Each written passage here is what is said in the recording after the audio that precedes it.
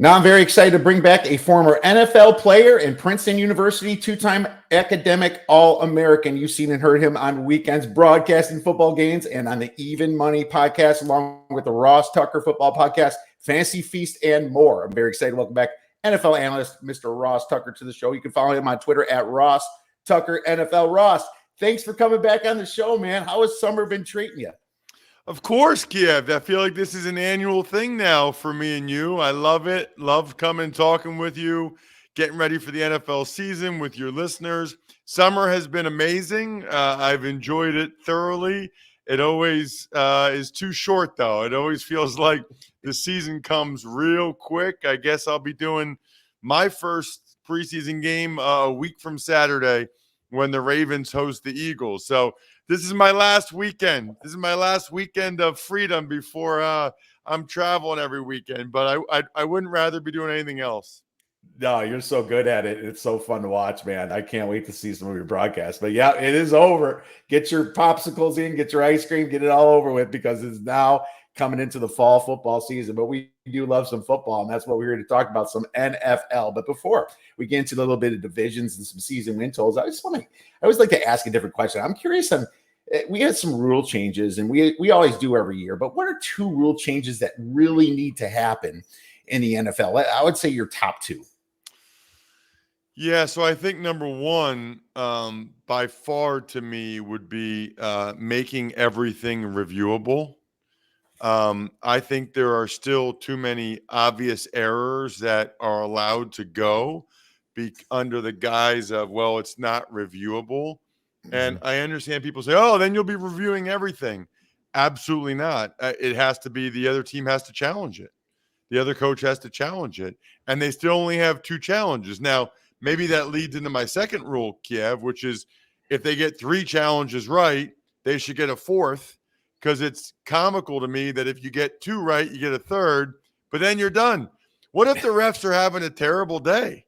I mean, if you keep challenging them and you keep being right, you shouldn't get punished for that. So I really think there are too many things we're seeing with some of the roughing the quarterback penalties or some of the other penalties where the officials have been given the standard of essentially, when in doubt, throw the flag.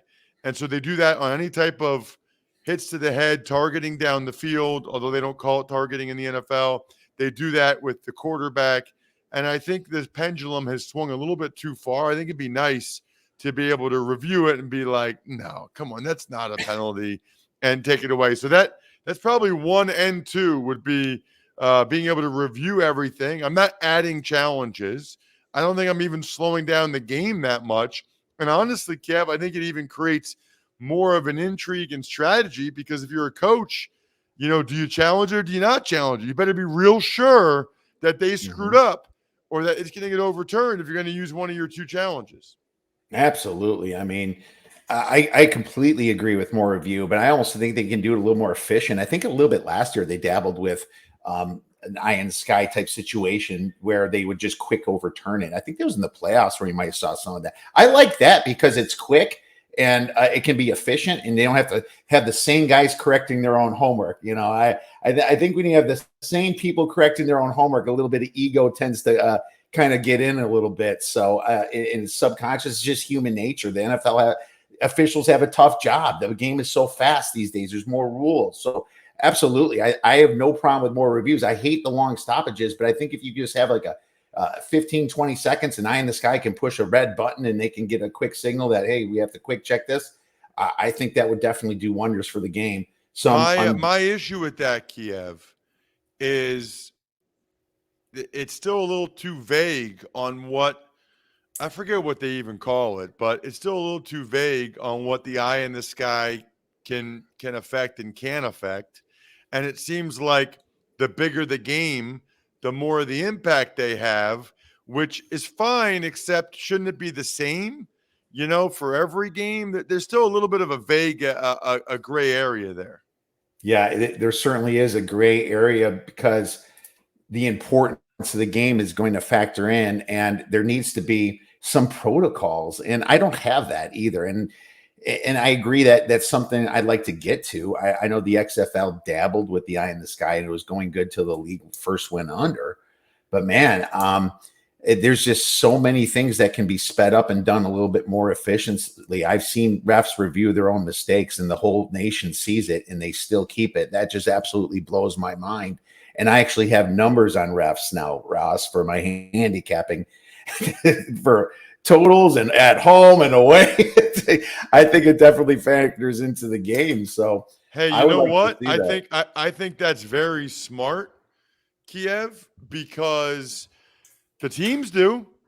You know, the teams do. Belichick used to tell us exactly what this officiating crew was like, what they called, what they didn't call, so that we could all be ready to roll and had an idea of what their tendencies were. Officials have tendencies just like players, and you should probably have a pretty good idea and the information at hand.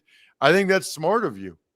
Thank you. Thank you very much. And hopefully that pays me more dividends coming into this wonderful year of NFL capping and NFL play. I guess pass interference, defensive holding is always something I think needs to be revamped. I don't have all the answers for it, but having two chintzy calls at the last two Super Bowls at the end of the game pretty Oh, much put stamps on the last two Super Bowls when it was going on. That blows my mind a little bit. I think that needs to be fixed. And I think everybody knows that. But the weirdest one is the forward fumble by an offensive player. If you fumble the ball 10 yards and you get a first down because your guard, jumped on it, why are you getting rewarded for badly fumbling the ball? But at the same time, the opposite happens when you're trying to stretch for the goal line. You fumble it out of bounds through the goal line. You lose the thing completely. And some of those calls are, very close. Was his knee down? Was his knee not? I think that if you fumble the ball forward, even if your team gets it, you should get the ball back to where you fumble it, Ross. well, that's what happens on fourth down. You know, on fourth down, you're not allowed to advance a fumble like that. So I understand where you're coming from. I'm okay with it because obviously they're not trying to do that unless it was fourth down or a try, like a 2-point conversion, where they might intentionally fumble it forward. I think everybody has an issue with what happens when you fumble the ball into the end zone. Yeah. It is crazy to me. If you fumble the ball at the 1-inch line, you get the ball at the 1-inch line. If you fumble the ball one more inch forward, the other team gets the ball at the 20.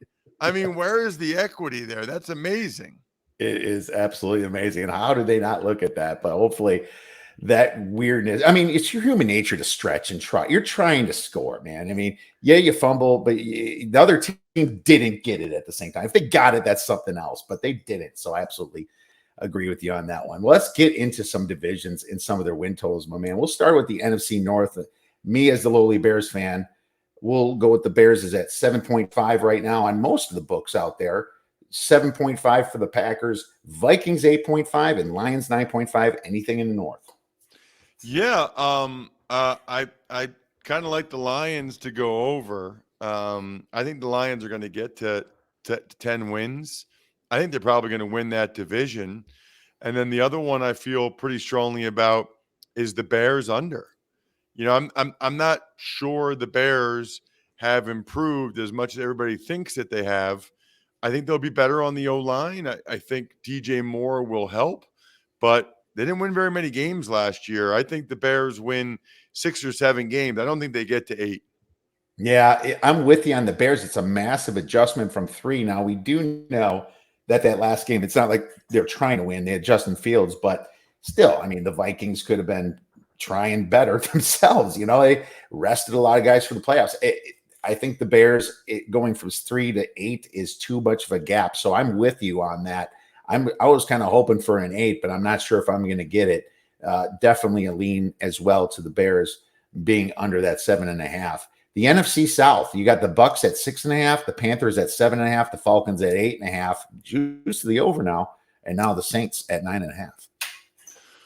Well, so NFC South is I like the under for the Bucks. I think the Bucks. I think it's going to be a major adjustment without Brady, both on the field, off the field.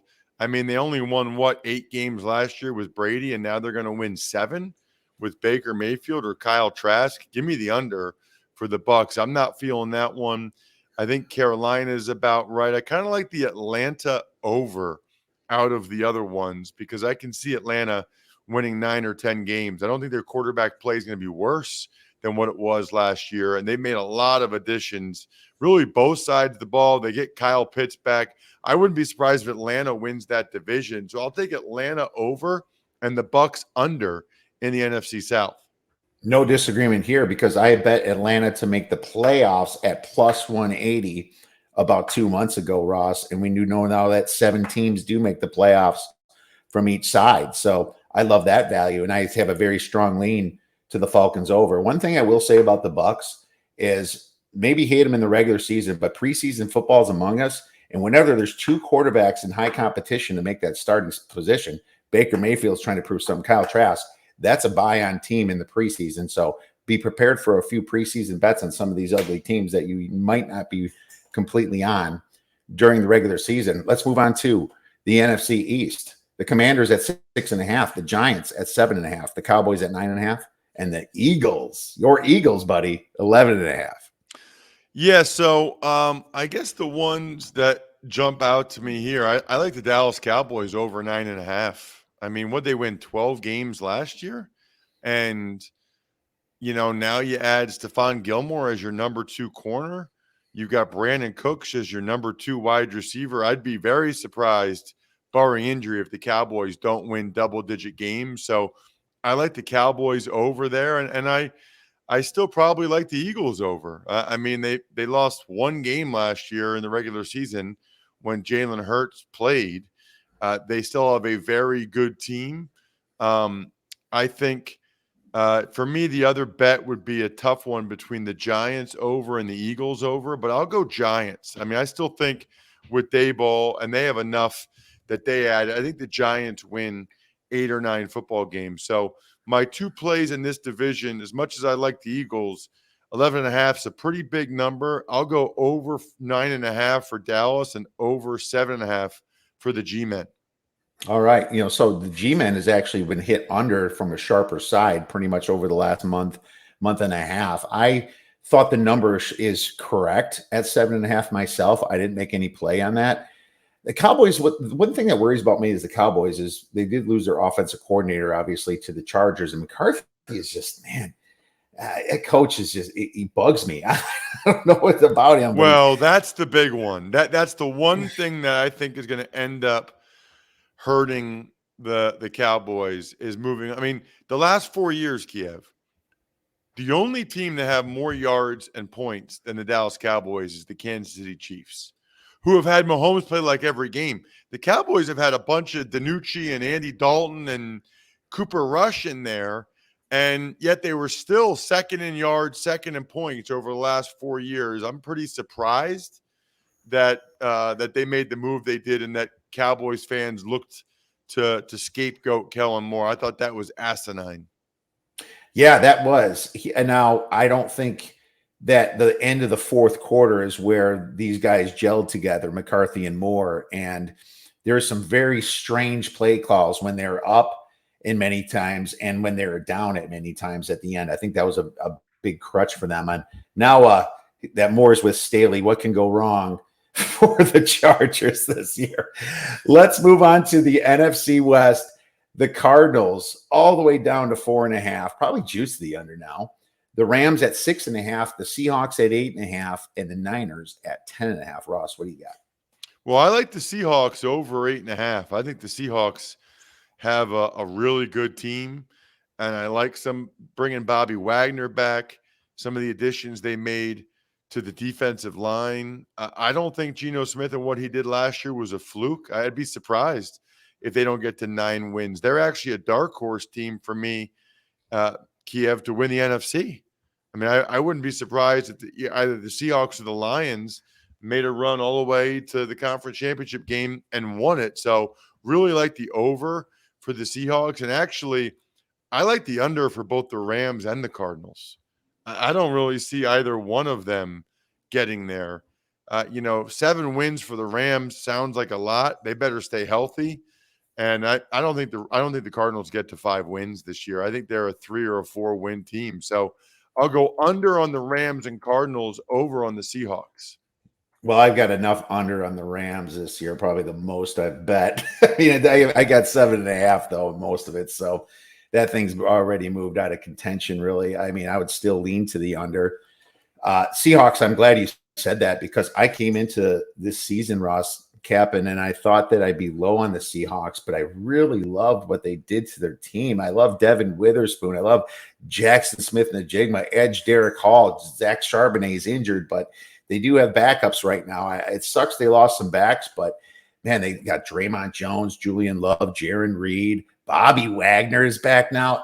I think they're doing all the right things. And if Gino just takes that, he made a big step forward last year. If he just takes that another step a little bit forward, this could be a very dangerous team. I bet over Seattle, one of my earlier plays as well, Ross. So I'm completely on the same page with you on that one. Let's move on to the AFC North. And let me pull my numbers up here. They disappeared. Unfortunately, I believe that it's Steelers 8.5, Browns 8.5, Ravens 9.5, Bengals 11.5. Thank you. And I like I'll tell you a couple I like here. I like the Ravens under. I 9.5 for the Ravens. I'm skeptical of this new offense. Everybody's talking about Todd Monken and the Ravens are gonna. Lamar says we're gonna throw the ball more and run it less. Are we sure that's a good thing? I mean, are we sure that's a positive for the Ravens? I'm not. So I kind of like the under for the Ravens there. With thinking there's a possibility they win 8 or 9 games, and then how do you not take the Steelers over? I mean, they haven't had a losing season under Mike Tomlin. And now with some of the additions they made to the O-line and with Kenny Pickett in year 2, I'd be surprised they didn't win 9 or 10 games. So my plays in the AFC North would be over for the Steelers and under for the Baltimore Ravens. Yeah, I am neutral on the Ravens, and because their season win total is pretty high. Can Todd Monken's system translate to the NFL? That's always the big question, and it's usually no. When this situation happens. So I understand what you're saying right there. I mean, the big question is, does Cincinnati take a big step back? And after all the good stuff that I'm hearing out there, I don't see that. The fact that Mixon took a pay cut at running back shows he's team friendly right now, while the other running backs are screaming right now.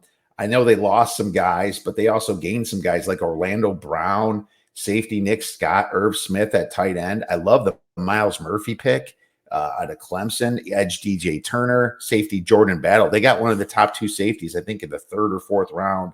And of course, Chase Brown from Illinois was a very good running back. I think that the Bengals have a great chance to win the Super Bowl. I think Joe Burrow might be a good look to win the MVP this year. I know you got Mahomes there, and that's always difficult, but maybe Kansas City's a little bit more on a hangover year. So I understand that. And yeah, I did take the Steelers at 6-1 to win the division earlier this year. I think it's at 5-1 or 4.5-1 right now. So I'm pretty happy about that. Let's move on to the AFC South then. And we have the Colts at 6.5, the Texans at 6.5, the Titans at 7.5, and the Jaguars at 9.5. Any plays in this one? Yeah, I like the under for the Jacksonville Jaguars. I think their offensive line has some major issues. They lose Jawan Taylor, the right tackle, in free agency.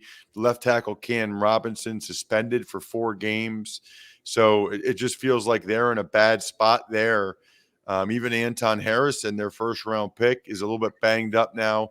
I don't think they get the double-digit win. So I'll take the under for the Jaguars. And I kind of like the over for the Tennessee Titans.